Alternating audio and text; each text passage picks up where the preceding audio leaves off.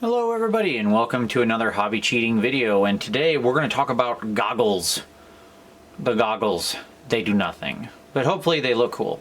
So we've got our little buddy from a previous tutorial here. He's all painted up now, or at least everything except his little goggles, but it's so small and like there just aren't big goggles. We're going to zoom in later and we'll see what we can do.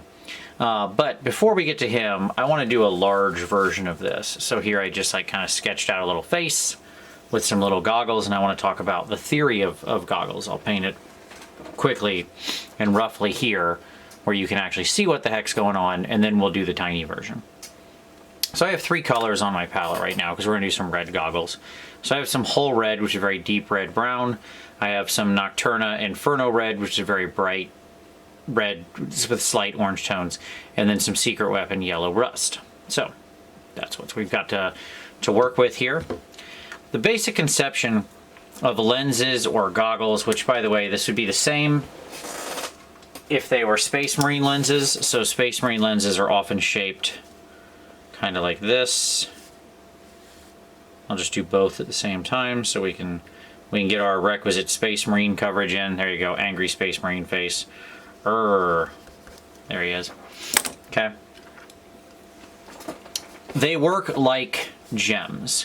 So if you've painted gems or any translucent substance, you know that the light comes in through whatever the point is nearest to the source. And because it's translucent, the light passes through, gathers in the lower areas of it, and then passes out. So what you're left with is a light reflection point where the light has entered, and then a dark area, and then down here. So when we think of a gem, that's very straightforward. Lenses can sometimes have some different shapes, but the basic premise still remains the same. So if we think about one of these things, like let's go ahead and start by laying down this nice whole red, which is nice and dark. Right?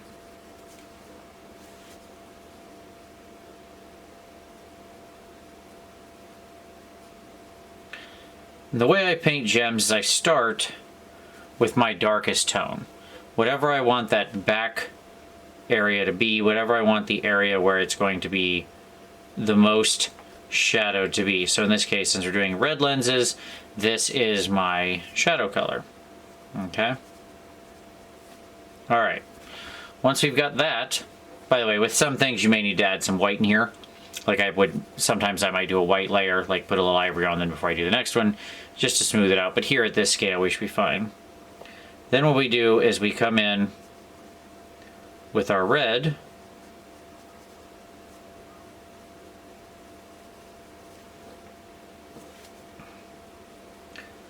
and we push it towards the lower area here, right?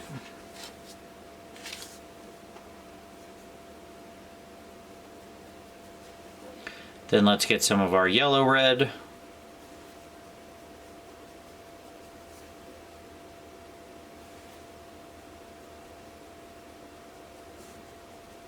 And that becomes sort of the low tone, right?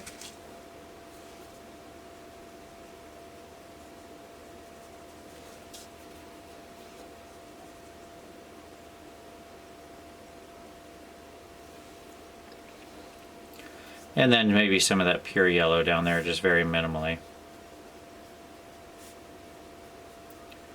You can replicate with whatever color you feel is most appropriate. It's a very rough sketch because I did it in 2 seconds, but you get the idea.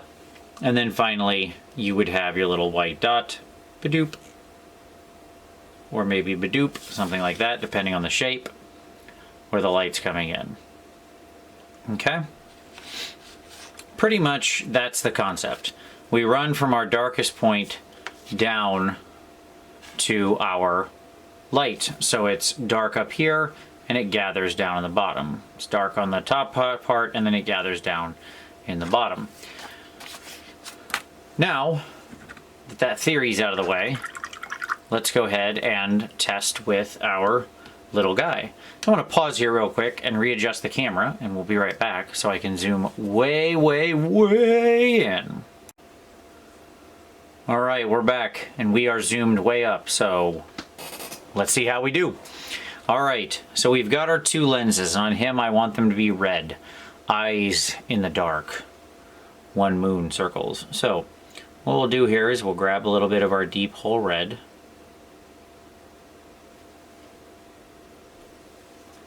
You notice I started with an ivory undercoat. So actually what I did is I drew a black circle around the eye to make sure it's nice and dark, and then I just laid down some nice ivory because I wanted a warm, bright undershade for this. And I would recommend you do the same whenever you have this. Like, it's always good to start by one, having the lenses lined, because you want a nice dark ring around them, separating them from the area, whatever they're attached to. Okay. And two, if you start with something like an ivory, it becomes much easier for you to get true colors down, especially of like transparent things like red and stuff like that. Okay. So now we have a nice little dark area right up top there. Okay. Let me let that dry for a second. Now we're going to grab some of our bright red.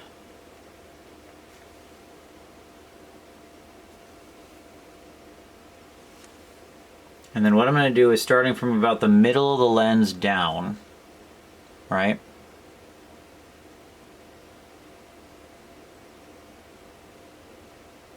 I'm just going to start pushing it. You notice my brush is always pushing toward the bottom where I want the paint to gather. Right? And yes, I just smudged on the side there. That's fine.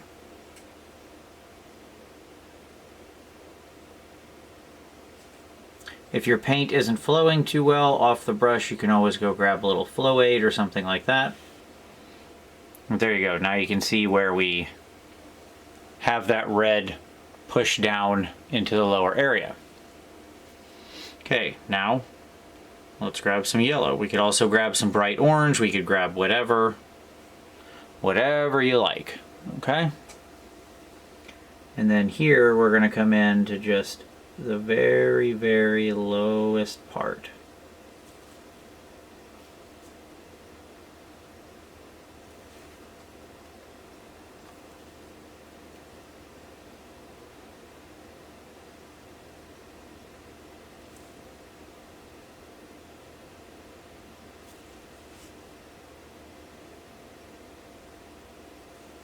Now, if for some reason you get too much yellow in there or something like that, it's not a problem. You can always go back to your red, or maybe take a little bit more of your red orange, like make a little mixture. And you can come in and find that dividing line and just kind of touch. Just kind of touch very lightly. You can come back in with that whole red if you want that edge to be darker. Maybe we grab a little black. Maybe we mix in our whole red with a little bit of black.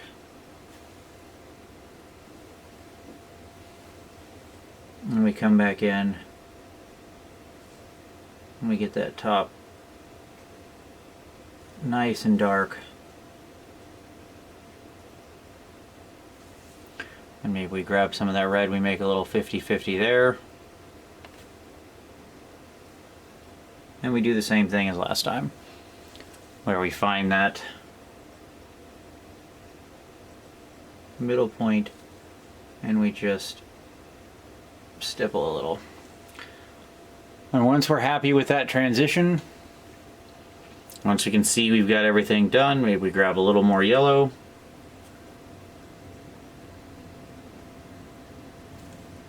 You can keep working these kind of as long as you feel is necessary. These guys have very tiny eyes. Well, once you're happy there, we grab some of our ivory, or white, or whatever, some of our bright white color.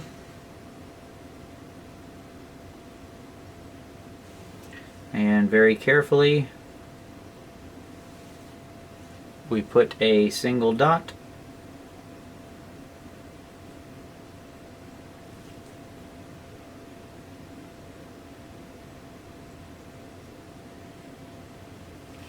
The same angle at the top of the lens. Oops, sorry. And there we go. Now he has little lenses. Just that easy. So, what's our keys?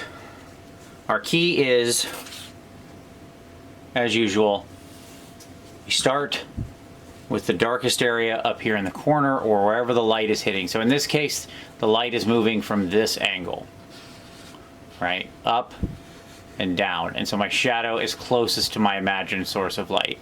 This is the point of light where the light has entered that's reflecting back, and then the light is passing through the translucent substance and gathering in the lighter area down here. On the round lens, the same thing has happened. It's just gathered in a sort of moon, and my light reflection's a little tiny half circle as well. You can still do the dot. You can do the little hash. Depends on how much space you have. And how that plays out is right there. You can see looks fairly reflective, even though I have absolutely no anything but matte paint in the mix. And there you go. That's your lenses. It's just that easy. It's not that complicated of a process, but it can be a lot of fun to do these guys. If you brighten the colors up, make them fairly complementary, they can stand out without being too distracting. So you can do lots of fun different things with this sort of effect. So I'd encourage you to play around with it. You can do it with blue lenses, red lenses, orange lenses, purple, any color. It works just fine. In every case, you just want to make sure that the darkest point is towards your light source and the lightest source, or the lighter area, is opposing it, with a single little white dot to reflect. But there you go. That's the lenses and goggles. Certainly hope you enjoy. If you liked this one's a little quicker, but if you like this one, give it a like. Subscribe for additional hobby cheating in the future. We have new videos here every Saturday. If you have a video you'd like to see, go ahead and drop it down in the comments. Always appreciate your feedback. But as always, I very much thank you for watching this one, and we'll see you next time.